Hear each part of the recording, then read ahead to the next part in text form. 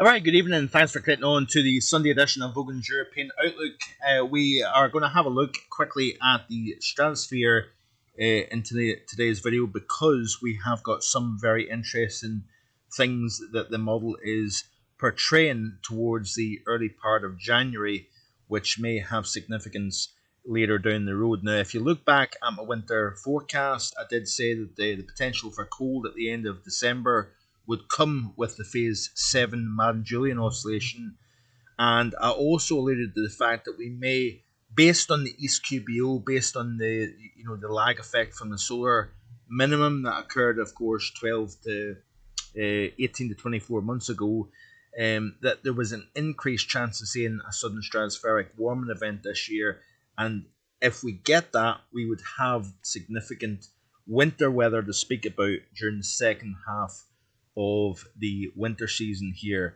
and there is some very interesting rumblings going on in the models with regards to warming taking place. Now, if you can see here, this is of course the looking down over the pole, and you've got Asia, Greenland, North America, the UK, Europe. Pretty cold and pretty strong polar vortex at this moment in time. Temperatures of kind of mid-minus 80s at the moment, so a reasonably healthy polar vortex at the moment, but I want to draw your attention to the warming that's taking place over Eastern Asia. Now, as we continue to press through the loop, that area of warmth over the Asian side of the pole is actually putting somewhat of pressure on the vortex itself and kind of pushing it slightly towards our side of the pole. Over the next several days here. You can see that warming putting that pressure on the vortex at 10 HPA, which of course is the upper portion of the stratosphere. As I continue to skip through this loop here, the week between Christmas and New Year sees that warming becoming a little bit more prominent. It's now starting to kind of wrap around the vortex itself, still very much focused on the Greenland side and even the Europe side of the pole, and is still reasonably strong. But what you start to see is that warming wrapping around the vortex, and what that's doing is it's actually forcing the vortex to become compressed, smaller, and as we continue to press through the loop, you start to see that the vortex shrinks significantly, and we've got reds developing here, which would be, now this is not necessarily saying it's going to happen, but this could be a precursor of a sudden stratospheric warming, because what happens is the warming almost essentially surrounds the vortex, and what may happen is that that warming crosses through the top of the pole and forces the collapse of the vortex over the Arctic region here, and this would be very, very significant indeed, because usually 3-4 weeks after a sudden stratospheric warming, we could see some major winter weather down in the mid latitudes, including the UK and Europe here as well. Something worth keeping an eye on. There is no guarantee. The models are only simply kind of highlighting the possibility. And of course, when you talk 300 plus hours in advance, you have to kind of use caution with that. But this would fit quite nicely with the overall setup, the overall drivers that we've got in place this year. And of course, when you factor in things like the solar aspect, the quasi-biennial oscillation being easterly, all these aspects, please do read the winter forecast if you haven't already done so, because it kind of highlights and talks in more detail about what the prospects are with this scenario here. Let's have a look at the, this would be the, I believe the GFS. Snow prospects. Very complex, continues to remain complex. Excuse me, we're seeing warmer solutions. We're also still seeing colder solutions. And you've got some key components. There'll be 3 key aspects, players in the field, that will essentially dictate where we go with regards to the chances of snow over the British Isles. We've got an area of low pressure that is going to be making an approach from the southwest off the Atlantic. We've got high pressure currently in control over the British Isles. How strong that remains over the British Isles, how far north it moves, will determine where that area of low pressure will go. And of course, where the area of low pressure goes will determine how much mild air we get moving in to the UK in association with that low pressure system. So a very, very complex scenario here. This could be, a terrific white Christmas for many parts of the country. It may be very little in the way of a white Christmas here, but like I made as the highlight, the title of my video last night, Christmas on a knife edge, and that remains to be the case. And I'm holding back on the the Christmas Day forecast based on the fact that there is so many variables and so many things that still need to play out in order to make that call. GFS sees snow across the highlands of Scotland here, down towards the northern portion of the central belt during the 23rd of December. Why would that be the case? Well, even looking based on this, that to me suggests that the area of low pressure will actually come into the British Isles with a weaker height field. So basically that area of high pressure moves just that wee bit further north. It weakens the pressure field over the British Isles, allows that area of low pressure to take that slightly more northerly track, and therefore snowfall across across Scotland and basically nothing across the rest of the British Isles. But then as we press through Christmas Day, the snow cover starts to creep a little bit further south. That would suggest to me that the cold air is starting to wrap in around that area of low pressure, and therefore we're seeing rain likely further south changing over to snowfall here. And as I skip right through the period here, the days leading after Christmas, so Boxing Day, the 27th, 28th, 29th, we're seeing snowfall across other parts of the British Isles here, overall here. Looking at the ECMWF, a very different solution altogether.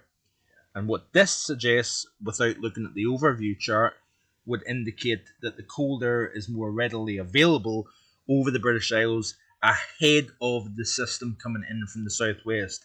So you've got the cold air in place, you've got the system coming in from the Atlantic, more chance of seeing snow rather than the rain changing over to snow scenario here. And you can see here as I skip through quickly, 22nd, 23rd, 24th and 25th, you can see here that the snow arrives further south over the British Isles, so that there's colder, more available and in place according to the ECMWF run here.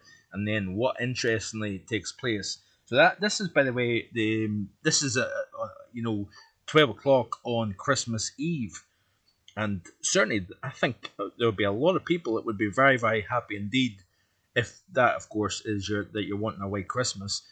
With that overall scenario here. So certainly the ECMWF at the moment would certainly be the model that you would pick in if you want a white Christmas. Even parts of the southwest is indicating snow on the ground.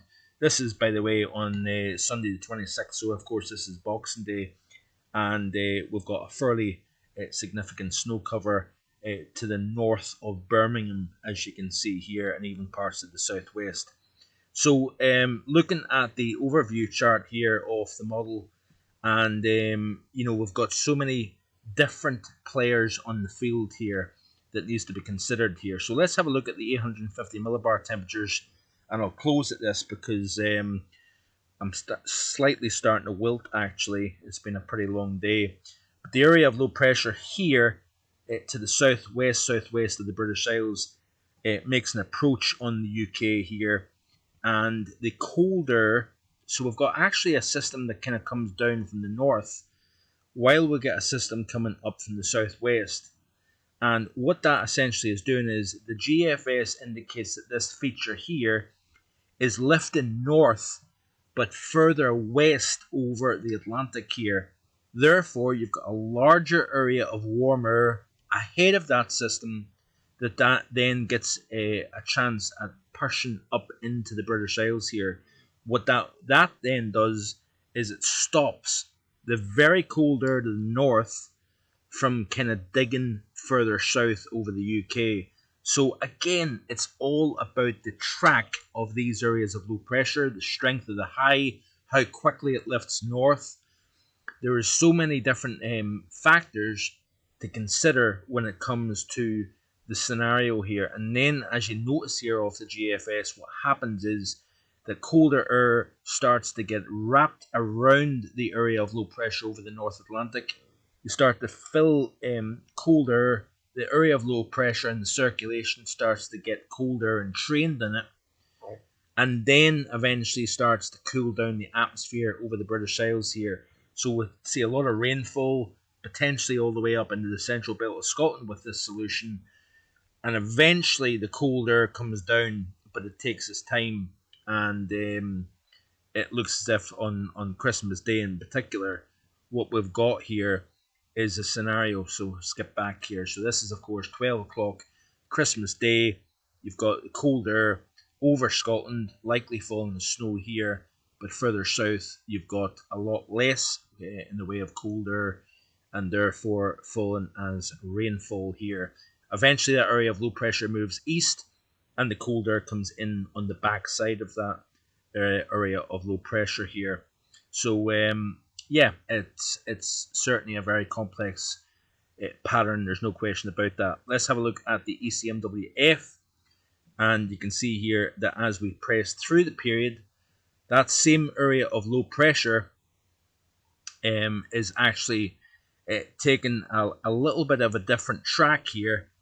We've got the area of low pressure that moves up towards the north, but we've got colder air with a little bit more prominence, a little bit more depth to it, managing to get into the British Isles earlier than what the GFS is indicating here. And what happens is you've got the area of low pressure comes in from the southwest, but we've got colder air that is pressing southwards over the British Isles at the same time that the moisture from the low moves in to the British Isles here. And that is a very different scenario in terms of the White Christmas scenario, because of course this here is on 12 o'clock Friday, Christmas Eve, and the UK is actually bathed in cold Arctic air, and therefore we see more in the way of snow across a broader area of the British Isles here. And this is Sunday the 26th, so Boxing Day,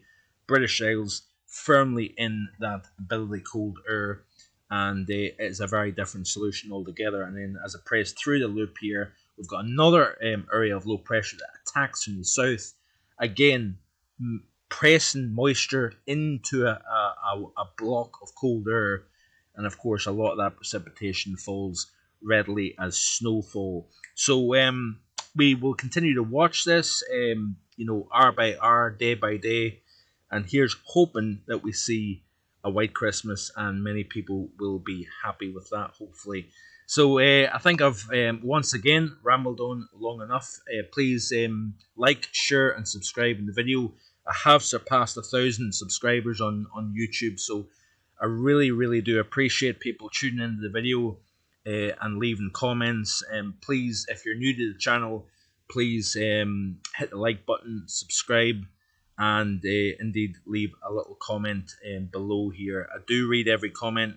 I may not answer every comment, but certainly I do read them and I do appreciate them. Hope you have a great rest of your Sunday evening.